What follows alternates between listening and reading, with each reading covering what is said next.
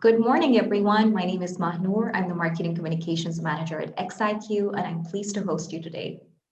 Thank you for joining our webinar, Learning from the Pros, the Future of B2B Sales. Today, we've got Lois Miller, Marketing Strategist at xiQ, who will be talking to Henri Richard and Usman Sheikh to talk about the forces of change shaping B2B sales.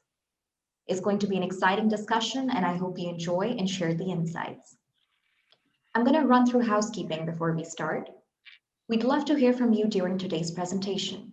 If you have a question, please feel free to send it through the Q&A channel at the bottom of your player. We'll be answering your questions at the end of the session. Today's webinar will be available on demand after the live session and is accessible through registering on the website. Lastly, we'd encourage you to share this webinar with your social networks. With that, I'd like to kick things off by handing it over to our moderator. Hi, Lois. Thank you for being here. Hi, Manor. Thank you so much. And good morning, good afternoon, and good evening to everyone throughout the globe. If this is your first time joining us for our webinar series, Learning from the Pros, I'd like to personally welcome you, as well as give you a bit of insight on the series. This webinar is for fellow B2B visionaries, forward thinkers, and those interested in learning about the future of B2B sales and marketing. This past year, businesses have faced unprecedented challenges, irreversibly changing the B2B landscape. Sales reps are no longer able to meet buyers in person and have had to adjust to digital mediums to communicate, engage, and sell. So today we will be learning from B2B technology sales visionary, Henri Richard, former Executive Vice President of NetApp. Henri is an esteemed senior sales leader with experience spanning tech giants such as IBM, SanDisk, and Seagate Technologies. Henri will be joined by Usman Sheikh, founder and CEO of xiQ, and together we'll be discussing the forces of change driving B2B sales and key opportunities sellers should immediately tap into in order to thrive in this new normal. So gentlemen, I want to thank you both so much for being with us today. My pleasure. Thank you for the invitation. Of course. And Henri, do you mind getting us started by sharing with our audience a bit more about your rich background in sales leadership? Oh, sure. But, I basically have been in the IT industry since I left school. I had started with my own VAR business. I then went out to work in the channel. I moved to the United States in the late 90s, working for IBM Corporation. And then I went and did some startups. I had the pleasure to work at AMD when we revolutionized the industry with the first 64-bit processor in the x86 space. And then I went on and worked in the industrial space with a company called Freescale Semiconductor, which is formerly known as Motorola Semiconductor. Then worked for SanDisk, which I think most people know. And most recently was running the field organization at NetApp, a company that provides wonderful storage systems for Fortune 500 companies, and was in the middle of reinventing itself, moving to the public cloud. And I happily retired, and I would say luckily retired in June, right in the middle of the pandemic. And I'm just enjoying life now. Well, good. Well, thank you for that. And being retired or semi-retired, we appreciate you carving a little bit out of your day to be here with us. And then based on your history, can you tell us what are some of the key traits that you are seeing in today's B2B buyer? Well, I think, we all have to realize and accept that there was pre-pandemic a consumerization of the B2B experience. I've always been a believer that as individuals, you can't have an everyday experience of digital transformation in your consumer life and expect that it would not affect your B2B expectations. And so that trend had started, and it's been violently accelerated by the pandemic. BYOD is booming. A lot of people are changing their buying patterns. A lot of buyers, because they're confronted with a reality that they can't meet in person, are doing a lot of their own research online. And I believe that this is an irreversible movement and a fundamental change in how any sales leader should be considering the next 3 to 5 years if you're in the B2B space. It's not to say that we won't have certain things of the past that will come back, and we can talk about this later with Usman.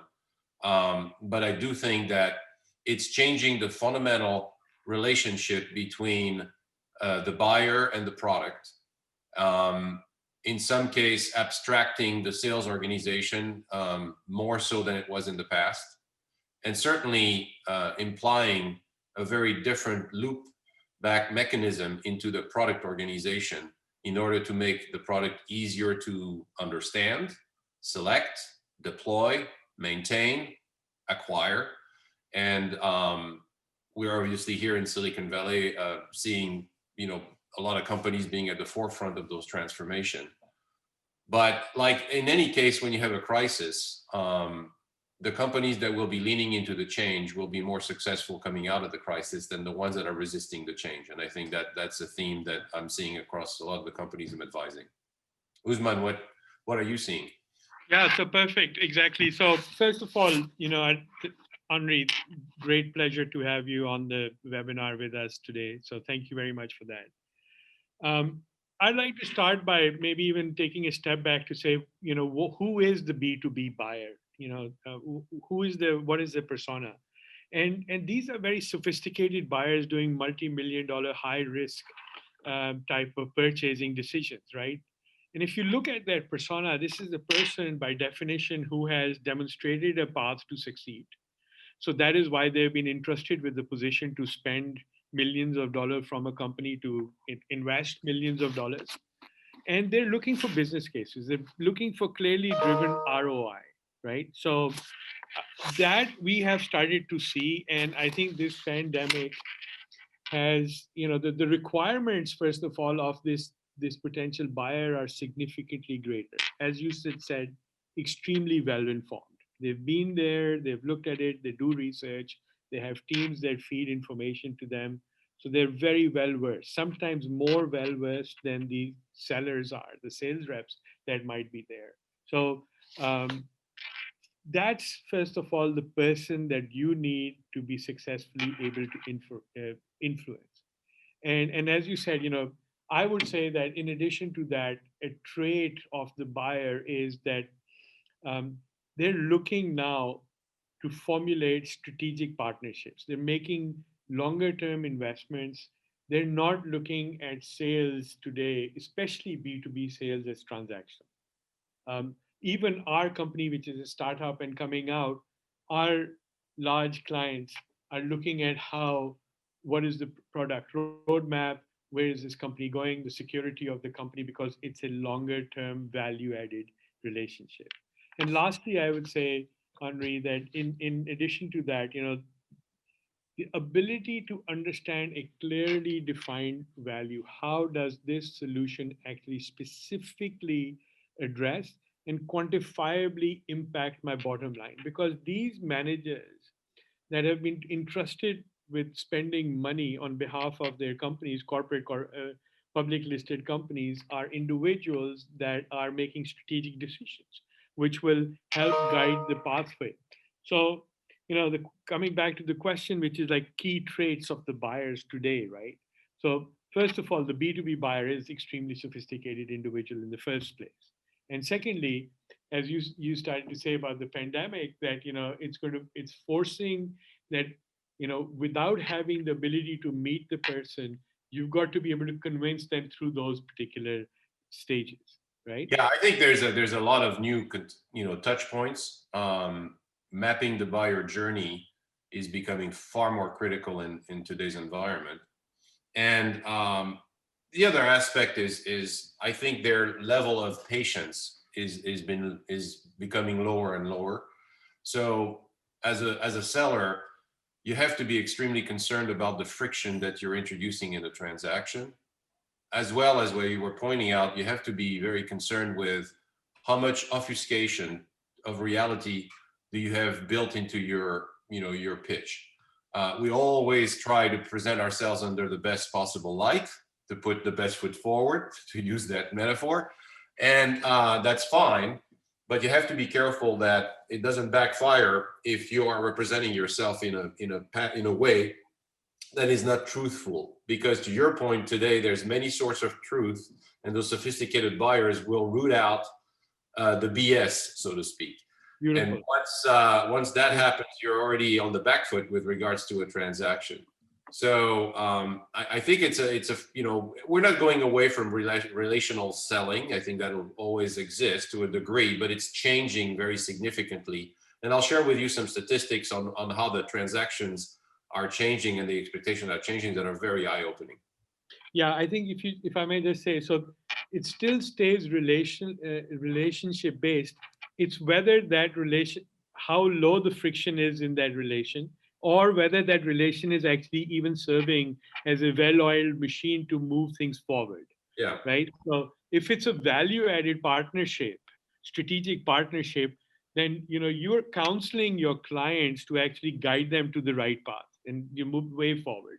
What are their corporate strategic objectives? You've been at NetApp and in all big sales, and I've been at SAP. It's always kind of building the strategic goal, right? Where are we going to take these where is their investment in those particular products and solution? How is it going to actually help guide them to the future, right? Transformation. All right, great. Lois, I see you're there, so I'm sure you have an exciting new question for us. Of course, because gentlemen, on that note, Henri, you had mentioned that the mapping of the buyer's journey has also changed. So could you elaborate in a little bit more detail or tell us a 30,000-foot view of how B2B sales have changed? Well, I'll give you some interesting statistics. There's a lot of research being done right now on how the pandemic has affected sales. And again, you have to sort out a little bit what's pandemic specific versus what was a trend that just got accelerated and that will probably stay with us post-pandemic. So for example, there's about a 33% increase in follow-up calls in a transaction in this virtual environment. So, the reality is buyers are asking for a lot more details before they make a decision, and that creates an increase in the amount of interaction between the initial onset of a presentation and proposal until the close of a transaction. There's a 13% overall increase in the number of meetings. So more interactions to get to a transaction. There's a 14% increase in the number of attendees to meeting, because of course, with the virtual presence, a lot of the limitation that existed previously in terms of who could attend the meeting are removed from the perspective of the cost of it. And so the complexity of the transaction is increased because you have now more people around the table that can have an opinion or be kind of a fly on the ointment before a transaction gets completed. All of this has translated into a very interesting change of workload for the sales organization. We all know it's difficult to spend a whole day on WebEx or Zoom or whatever platform you're using. On average, salespeople are reporting a 38% increase in the number of work week hours. Because they work over lunch, because they're not traveling anymore. And so there's quite a bit of a burden of this current new normal, so to speak, on the field organization that any leader needs to think about when they think about that organization, their mental well-being, their energy, and their ability to execute. On the buyer side, there's also some interesting things happening. So about a third of the buyers are saying that they value a rep-less experience more than a meeting. And so, I think that's a reflection of a younger generation of buyers that are more self-sufficient, coming to control large budgets. And so you have to factor that into your strategy as well, right? And more interesting and kind of a mind-boggling statistics, 74% of buyers that were surveyed recently by this particular firm indicated that they don't want an in-person meeting again. And so what percent? 74%. So, this could be also at a moment in time where everybody is tired and in some parts of the world, the virus is still raging. and people are seeing that after all, you can do a lot of things without meeting in person. And I personally expect that this percentage will probably self-adjust a little bit later when we get back to a more normal life.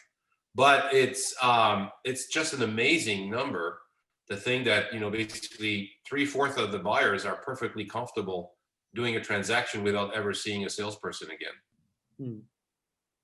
Amazing, amazing. So do you see the role of the salesperson disappearing?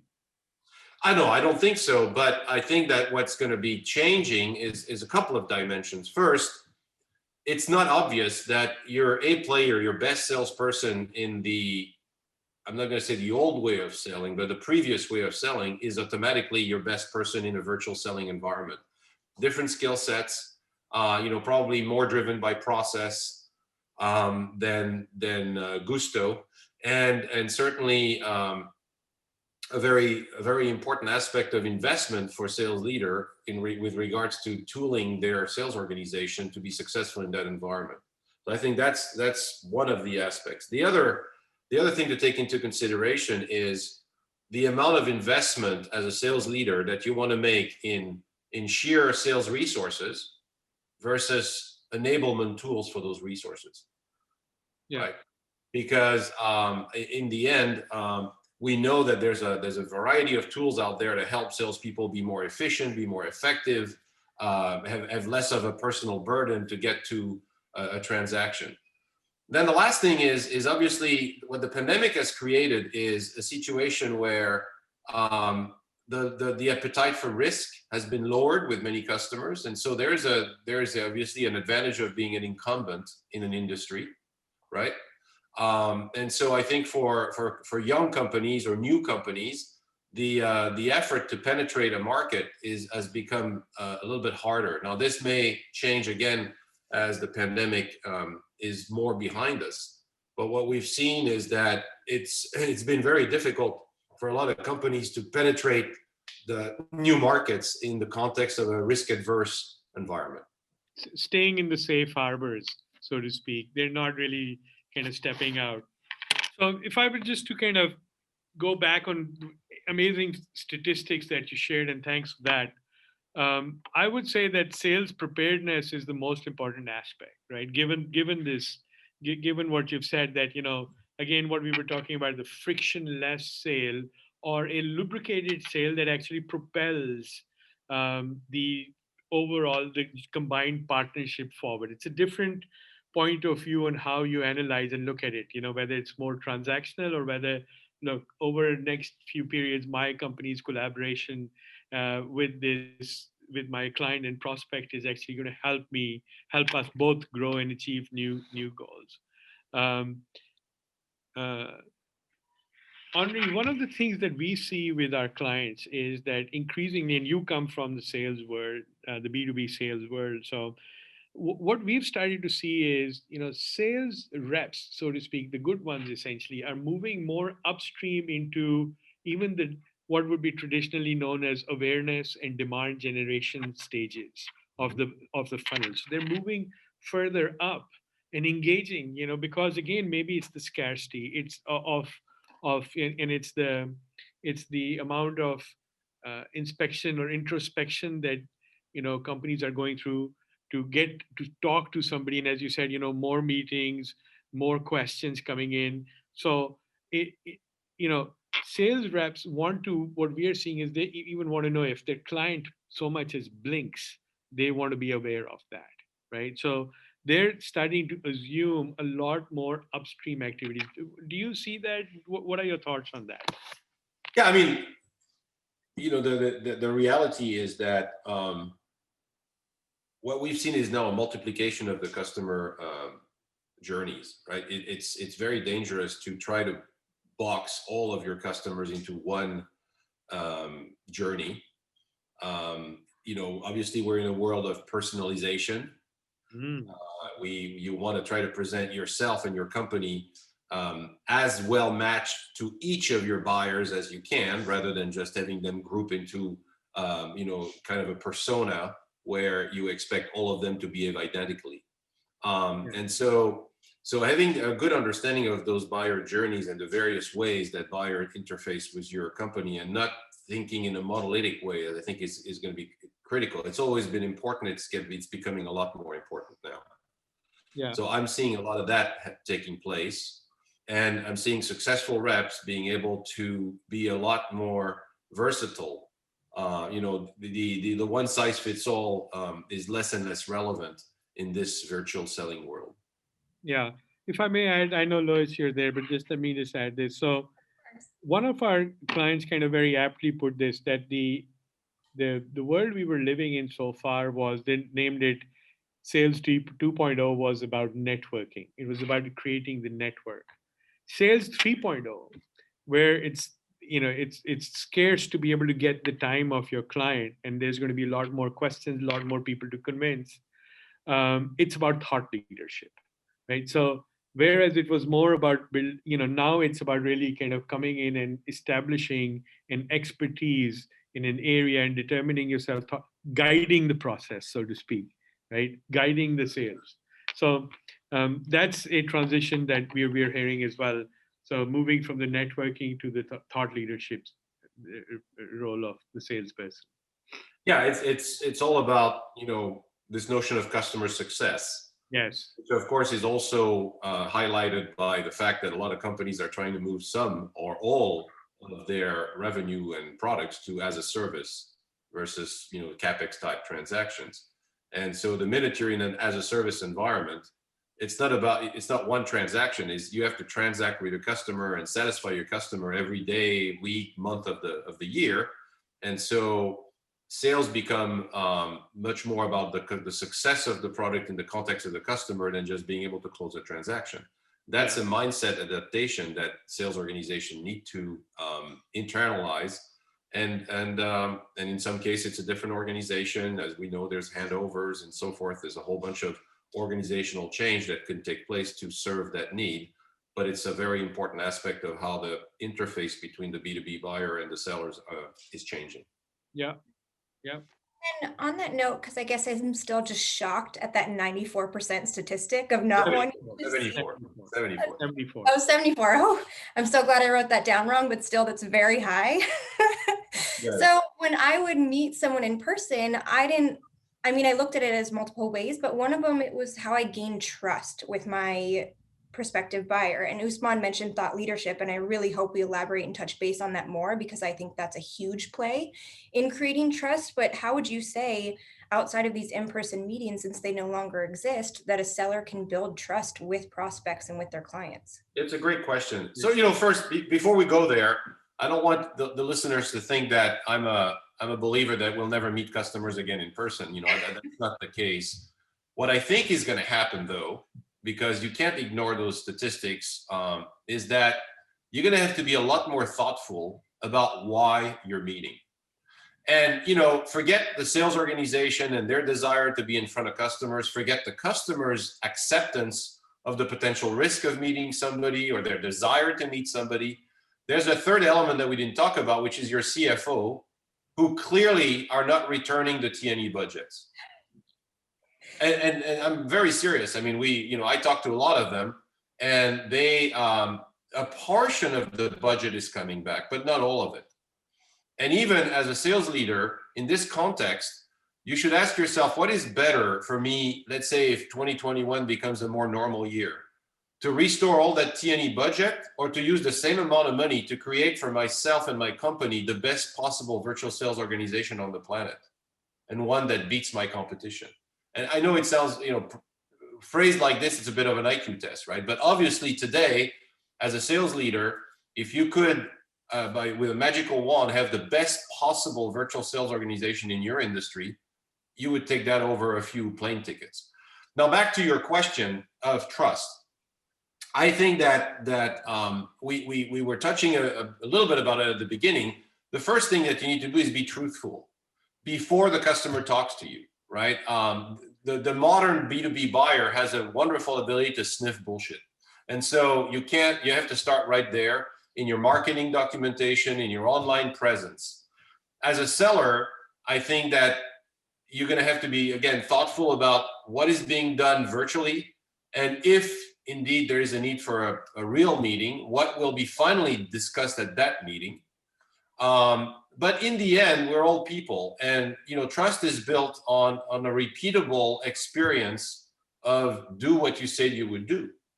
And so, I think it's more critical now. I mean, show up on time, send the documents as you promised, be crisp, because yes, you cannot round the edges of maybe a little more of a sloppy approach to servicing your customer than when you were in person. And so I think there's a lot of very concrete, elements of the interactions where customers will decide whether you can be trusted because you do what you say you would do. Yeah. Right? So Wow. again, how does the seller actually contribute? What is the value add that they bring to the table? And if you consistently keep bringing that value add, then you're on your way to building and establishing trust. Would that Yeah, and I think the seller in this context needs to be even more so than before an orchestrator, because it's not about only doing what he or she said she would do, but making sure that the rest of the organization is following through on the commitments, right? And that's the orchestration of professional services, technical support, marketing, or whatever it may take to complete a transaction. So being an orchestrator and making sure that every single part of the organization delivers to the promise is even more important in that virtual world. Right. Yep. And so in the beginning of the session, we talked about the different mediums that sellers have to adapt to now in order to orchestrate a sale. And you had talked about virtual teams. So can you tell us some of the ways in which you feel AI is impacting B2B sales? Yeah, well, so I mean, I think in a dramatic way, and in my interface with CSOs, that's one of the questions I asked them as an icebreaker, which is how is AI factored into your go-to-market strategy? Because one of the things that the pandemic has created, and let's assume again, let's forget the percentages, but let's all agree that there will be more virtual meeting than previously and less in-person meeting than previously. Let's agree that there will be more online interaction and self-service interactions than previously. And so if you admit just those premises without putting specific percentage to them, it's pretty obvious what AI can do, because you now have essentially a fully digital interaction with your customer. Just like right now, an AI engine could be looking at Usman's face and mine and determine aspects of our personality, right? And what would work for us in terms of a communication style. You would never have been able to bring a camera to your customer in-person meeting to film them, so this fully digital selling experience opens a almost unlimited universe for the AI utilization in the sales process. And of course, I think there's two aspects. There's the pre-sales, right? So preparing yourself. And then there's the post-sales aspect to it. And they're very different in terms of what AI engines can bring to you. But I think the pre-sales aspect is probably the most interesting, because since you don't have the same amount of interaction with your customer, you have to come as well armed as you can in understanding what's going to make them click with regards to the transaction that you're trying to pursue. And I think, in particular, of course, what your company is doing is very interesting in that regard. Yeah, we pretty much piggyback off what you said, right? Which is that personalization. I really like what you said in terms of, bullshit can be read really, really straight. Yeah. And one very fast way of losing a customer, and there's a high customer acquisition cost associated with it. So companies have to look at it. I've read stats that 84% of B2B buyers are unhappy with their sellers because they're not prepared, right? They show up ill-prepared. I have seen meetings where I was on the buying side, and vendors were coming and had no clue what our company did, and I'm talking about SAP at that time, what SAP did, and what we stood for, and they were just totally out of sync. And it's really, really disappointing. And as the aperture closes, as the quality of people that can come through and talk to you becomes a narrower and narrower and smaller number, the ability to generate this, values and is going to be bigger. And that's going to start with personalization, right? And bringing context to sales conversations, right? So how do we? It's a long cycle. You've got to have reasons to keep continuously engaging and contextually engaging, whether that's news related to that particular account, that particular individual, developments in the industry. Sales reps need to know that. And AI plays a very critical role in helping collect a lot of unstructured data, as in our case, for example, and kind of channel it into tools that you can use. So the biggest example, as you know, Henri, is the ability to predict the personality. It's kind of like a cognizant kind of roadmap, right, on how people make decisions based on tried and acceptable behavioral science, right? So it's not it, it's good enough to get a lot of, as we talked about yesterday, the C players to become B players by pure virtue of being able to have a better way and a much more precise way of communicating with their clients. And secondly, by bringing AI can also be used to bring information about clients so that the context can be very well established. This is Absolutely. right. The Absolutely. I context. want to give you an example, and I'll obfuscate all the names, but this is a real life example of a very large company in the IT space who's utilizing a platform that allows them to aggregate all of the customer interactions, and they're able to track it down to a deal, and they use it in order to stop discounting. And they were talking to me about a very specific example where by measuring, and this was done by an AI engine, by measuring who was visiting their website and which part of the website they were looking at, and looking at some of the email contents and listening to some of the phone calls, the AI engine with a very good amount of precision indicated before the customer had just signified their decision that the deal was won, and therefore there was no need to further discount. And this is a real life example. And so, I think that there are so many innovative technologies out there using AI to complement the sales process that, of course, you could spend a lifetime just working on these. But I think it's really important for sales leader in the current context to explore what the art of the possible out there, and understand that we are now at a point where there's enough digital content in the sales process that it's too much for an individual to process, and it's totally the realm of AI. And so I think that's really, really exciting. And we're going to see some pretty incredible innovations in that domain that have been accelerated again by the pandemic and the full digitalization of the sales process. Yeah. So if I were to just summarize what you stated, which was that the clients have been demanding a different avenue. They've been asking for something different, which is a much more efficient, frictionless process, less involvement with people, and in that the AI can play a significant part in helping alleviate that breakdown that could potentially occur. And it can also be predictive in nature in helping identify the right opportunities. And as you said, the discounting example was a really, really good discounting example as well. So, and the pandemic has just kind of forced this now. It's kind of forcing companies to really rethink what is their digital tech strategies moving forward, right? Excellent. Yes, Ms. Lois, how are we doing on time? And then on that note, we had talked about AI impacting B2B sales. And then Henri, once again, you had mentioned some skill sets. So what are some key skills you think sellers will need to adapt or to have in their back pocket in order to not only succeed in this new environment, but to thrive?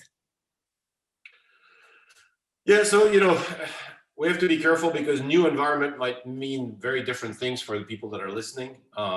Because for some of them, for some industries, it will be a little bit closer to the previous environment. For others, it's transformed forever.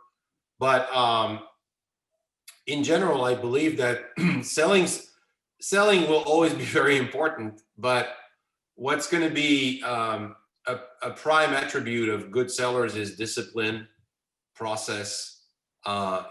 Because again, you're going to have to accept a different mode of interaction with the rest of your company and your buyers. And so again, what you could do through your personality, to your charm, through your ability to influence people in person will not completely go away, but might be not as powerful as it used to be. And so, the obvious, of course, is social selling. I mean, I think that it's impossible today to get to be a top performing seller without a certain amount of discipline and understanding of how to do proper social selling. I do think that we're going to see sellers with a good or deep understanding of the product perform better, because again, back to what Usman was saying, sophisticated B2B buyers are going to want to see value add from the interaction. I mean, if you believe that they don't want to talk to a salesperson to start with unless it's absolutely necessary, then you have to accept that when the conversation takes place, it needs to be one with a lot of competency attached to it. And then, my view is adaptability. Adaptability will be paramount, because as I was saying, it's not obvious that your A players in the previous world are your A players online. So in some case they are, in some case they can't go there. And it's just a Darwinian aspect of sales. The best sellers are the ones that adapt to new circumstances the fastest, whether it's a new competitive environment, whether it's a new interface environment. And so as a sales leader, what I would look in terms of one of the key qualities right now in ranking my sales organization is how adaptable are my people? How willing are they to lean into the change, whatever that change may be, because of course it'll be extremely diverse depending on the industry that you're in. But I think more than ever, the pandemic has demonstrated that adaptability is now becoming a key attribute of a successful sales individual in this environment. Yeah. So just to kind of pick on that, the scarcity of that interaction, as you said, now warrants a much higher, the expectation of the client is much higher that when they do actually meet, that at that point, the value flow is going to be significant information, and value flow is going to be, that meeting is going to have significant value for them to justify going to the next step. So each step requires a greater degree of preparedness, and it's a much broader aspect. You've got to know the industry, you've not got to know the client, you've got to know their product, you got to know what's happening in the broader landscape, and within that you need to know your own product to be able to bring things forward. And again, I think that connecting all these dots, both on understanding, as you're saying, the growing number of buyers, or not necessarily buyers, but people that are influencing or have something to say, have an opinion that can potentially matter.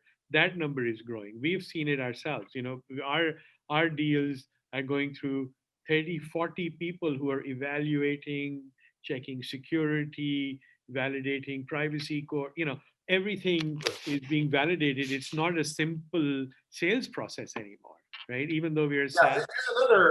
There's another aspect of the dynamic that's changing that your comments make me think about it, which is, we've all been salespeople, and one of the value of being able to roam the premise of the client was intelligence gathering, right? You see the box of a competitor in the corner of a hallway. You see a business card on a desk, and that's gone now because you just don't have that information, or you have a lot less of it. And so think of it as this putting power back in the hands of the buyer, because secrecy, and as we know, some organizations are extraordinarily good at that, and it's very painful as a seller when you have a well-organized buying team that doesn't leak anything and gives you any hint of what's going on with the competition. But in truth, that one of the reasons I think you're seeing such a large percentage of people saying, hey, I don't want to see salespeople, and I'm perfectly fine continuing to deal my big B2B transactions by Zoom or WebEx or whatever, is because it really returned a certain amount of power in their hands. And so, you know, you have to think through the implications of that. And to the point you were making, it makes every single interaction that you have with a customer so much more important, and therefore the quality of that interaction so critical. Great. Um, um, I think we have some really, really good questions also on the chat, and maybe we should address those. Absolutely. Let me go ahead and I view think the some. first one is excellent from AJ, Lois, if you're looking at that. Yes. So AJ had asked, or he had mentioned that engaging with buyer organizations has changed, especially with CXOs. And so he's wondering how much engagement is sufficient. Is it weekly, fortnightly, monthly? And also, how can you keep them engaged? What is the extra mile?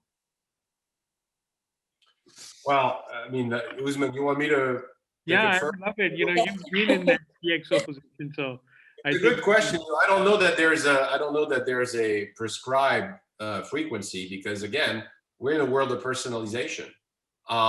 You might have between two CXOs, one that would say that monthly is way too much, and another one that says it's way too little.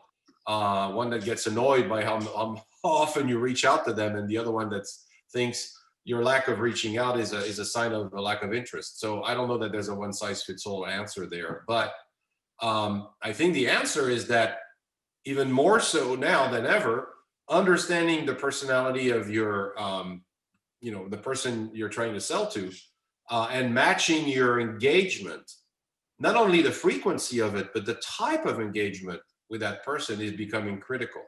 So curating content that might be interesting to them, inviting them to maybe peer group discussions, connecting them maybe proactively with another customer of yours that may not be in a competitive environment with them, but that's facing the same type of problems. I mean, all of these, which obviously, I know this is sales 101, it's kind of motherhood and apple pie, but you have to rethink your strategy account by account, buyer by buyer, with those elements in mind, because it's about, I really think the salesperson that knows how to customize the selling experience the best will be the winner. And that's a little bit different of just having the best product. yes, fully agree. Yeah, and I agree. It's not prescriptive necessarily that every 2 weeks you should be sending an email or something across to your CXO client. But I think gaining their attention by not necessarily talking about, a lot of people want to hear what is going on today and what is the opinion of a particular company regarding that topic. And today there's plenty of reasons: artificial intelligence, cyber attacks, hacks, this and that. That every day there's a new opportunity for people to be able to be contextual and relevant based on what they're saying. So I think in order to gain the attention and mindset of that CXO, relevance, context, and knowing how to communicate. What Henri was saying, that understand their personality, what are their behavioral traits. Don't send them 18-page white papers when they're only, the personality is such that they could only benefit from something that's one pager. So those kind of disconnects also happen quite sufficiently, and again, knowing those can help significantly. And personalization, as Henri said, super important. Yeah. All right. And for our next question, Usman, this one might be best posed for you, is do you have any practical examples of AI supporting sales telco environment or helping vendor sales with the operator? In the sorry, I didn't get that. There's a question specifically for Henri from Victoria Smith. Why don't we jump to that? I think that's more important right now. Yeah. Perfect. So Victoria had asked, Henri, you had made a very intriguing prediction that the role of the CSO is going to disappear. And so what are some of the observations that led you to think that way? Yeah, I mean, it's a fantastic headline on purpose, right? I mean, I should have probably said it's going to transform rather than disappear, but I always feel like chief sales officer is kind of a yesterday's view of the world. most companies, particularly companies that are organizing themselves as a service company, are separating the role of sales in two aspects: the hunting aspects, the new revenue generation aspect. And so you see a lot of titles around CRO, Chief Revenue Officer, that is often really focused on growth. You also see a lot of companies with a chief growth officer or a growth office or whatever, and that's all about gaining share, increasing footprint, and so forth. And then, as we talked earlier, there's the customer success, right? So it's one thing to land a new customer, it's another one to make sure you don't churn it and lose that customer because once you've done the transaction, you don't satisfy their need. So when I say that, I feel like the role of the CSO as we knew it is disappearing, it's because I really think there's a dichotomy, and then you have a revenue portion of the organization. In some case they're called, farmers and hunters. In other case, you hear land and expand. There's a lot of acronyms, but in the end, there's a part of the organization that's laser focused on creating new business, and then there's another part of the organization that's there to make sure that once you have a customer, you keep them happy. And I think that dichotomy is accelerating because in a lot of cases, to keep the customer happy in today's very fluid world, you need a very different type of connection between these people and the product organization, right? The product needs to evolve very, very quickly. The days where you have a great product and you don't have to touch anything about it for 5 years are numbered. They're not gone. And of course, the statements that I'm making, which are high level statements, don't apply to every industry. But in general, I think everybody would agree that the cycles of innovations are accelerating. And so that connection between what the customer wants and what the product does is becoming much more critical. And it's easier to implement the right processes and feedback mechanism if you have a part of the organization that's solely focused on keeping the customer happy and another part of the organization that's focused on getting new customers. And so that's why, you heard me say, that the role of the traditional CSO may be, have its days counted, because I do believe that you'll have more and more of that dichotomy. Yeah, if I may, there's another great question, Henri, that I'd like to on here that I'd like to address to you. So, you talked about AI engine adaptability, dynamic scenarios. So, do sales guys also have to bring behavioral changes to deal with these changing scenarios? So, that's one, and there's another one related to motivation for sales as well. So, I think those would be best. I would love to hear your point of view. So, the question is that all this new technology, the ability to do personalization, what is the behavioral change that a salesperson needs to have to be able to accept and thrive in with these scenarios? Well, obviously, there's a lot of behavioral change, and sales leaders are confronted with the reality that it's always the 1/3, 1/3, 1/3, kind of rule of thumb. I think in field organization, you've got a third of the sellers that have leaned into the change, that are either self-teaching or adopting all of the tools and material that's available to them to become the best they can be in this new virtual environment. You got another third that are doing the best they can, and they may not be totally convinced that the world needs to change. And then you have a third that won't make it. It's often that case. And the biggest behavioral change is to accept and maybe start with the fact that you're not going to be able to influence a transaction because of that in-person meeting, or because of that golf round, or because of that dinner. And it might be because either the customer doesn't want to do dinner, or because you don't have the budget to do dinner anymore, regardless of what it is. And again, it won't apply everywhere in the same way. But if you start with that, and you accept that, then you have to develop a brand new set of skill set, you're going to be better off, right? The sooner you get to that, the better. And what I worry about when I talk to companies is sales organizations that have their head in the sand, and that are just hoping that because there'll be a vaccine, everything will go back to what it used to be. We all know that corporate real estate is going to get compressed. I would, you're not going to be able to have a meeting because there won't be a place to have a meeting. Yeah, So- Pinterest have given up their offices, as we know, in San Francisco, and a lot of different companies have as well. And a lot of companies has had work virtually for the remainder of your, from here onwards. Absolutely. So I think the biggest thing that needs to happen is an acceptance of the need for change, and then adapt yourself the best you can to that new set of rules. That's what's going to be. And then there was another part of the question, which is about motivation.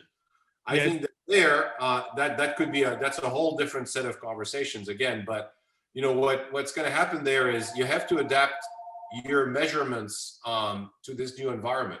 So in other words, maybe just the amount of business you bring in, the dollars that you're bringing in as POs may not be the ultimate judge of the quality of the work you're doing for the company.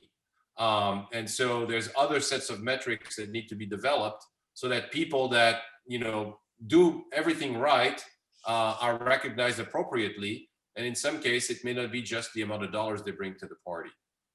But that could be a whole other seminar and discussion, because of course, the issue of compensation and measurements and what matters to the psyche of a field organization is a very long and complicated subject. We have one more yes or no answer, please.